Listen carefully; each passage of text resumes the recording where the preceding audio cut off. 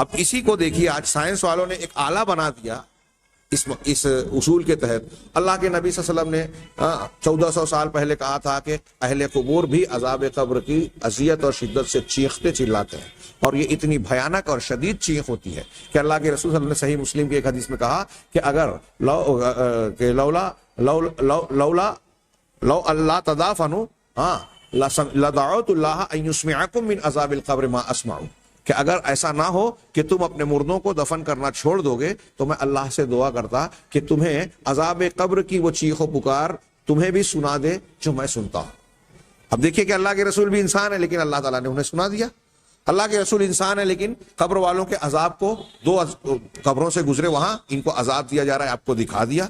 تو اللہ جس کو چاہتا دکھاتا ہے. اللہ تعالیٰ نے جب چاہا تو نماز میں آپ آگے کی طرف آپ کا چہرہ ہے, لیکن پیچھے کی طرف بھی آپ کو دکھا دیا کہ میں اپنے آگے کی طرف, آپ نے کہا کہ میں آگے جس طرح دیکھتا ہوں پیچھے بھی.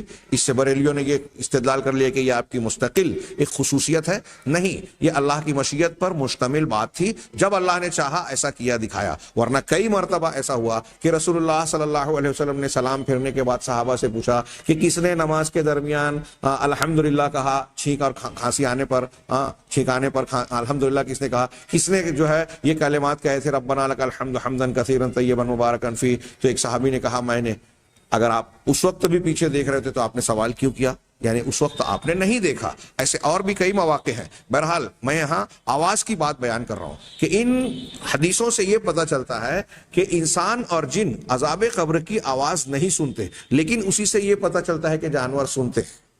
کیا پیاری بات ہے.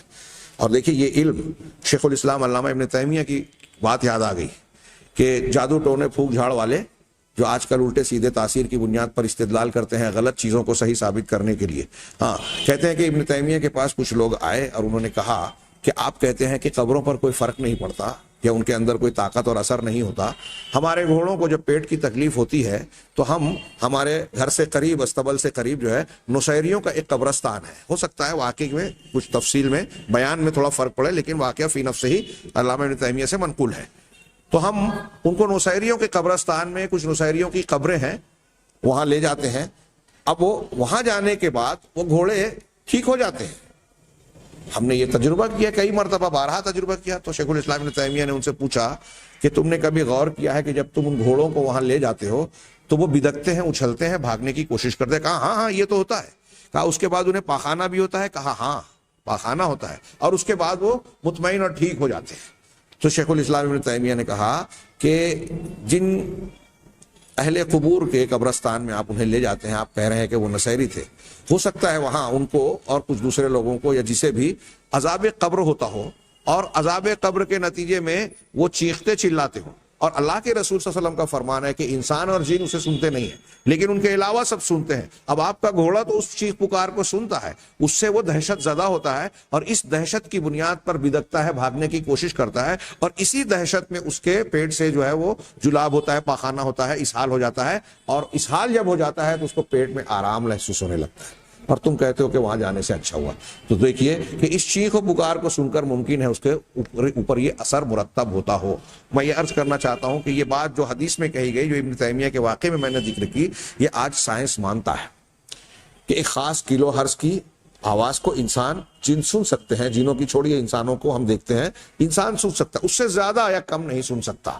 ایک خاص فاصلے تک ایک خاص آواز کو سن سکتا ہے, اس سے آگے تک نہیں سن سکتا. کتنی واضح چیز ہے یہ, ہے نا.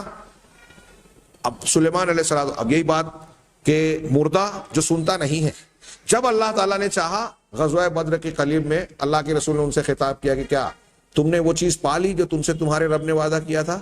ہم نے تو وہ چیز پالی. عمر فاروق نے کہا کہ وہ تو مردے ہیں. کہا اس وقت تمہاری تم سے زیادہ وہ سن رہے ہیں. اس وقت سن رہے ہیں مطلب اللہ سنا رہا ہے, مردے سنتے نہیں ہیں. یہ بالکل صاف بات. اللہ تبارک تعالیٰ جب مردے کو دفن کر کے اس کے متعلقین واپس لاٹتے ہیں تو اللہ کے رسول نے کہا کہ ان کے پیروں کے چاپ, جوتوں کی چاپ کو وہ سنتا ہے.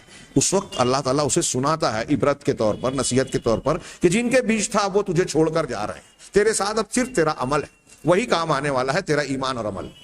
چنانچہ یہ چیزیں بتا رہی ہیں کہ سنانا اور نہ سنانا یہ تو اولاً بنیادی طور سے اللہ کی قدرت میں ہے. چنانچہ اللہ تعالیٰ نے یہ سلیمان علیہ السلام کو چاہا تو چونٹی کی آواز اور اس کی بات، نہ صرف آواز سنائی بلکہ اس بات کو سمجھایا بھی، چونٹیوں کی باتیں، کیڑے مکوڑوں اور پرندوں چرندوں کی باتیں.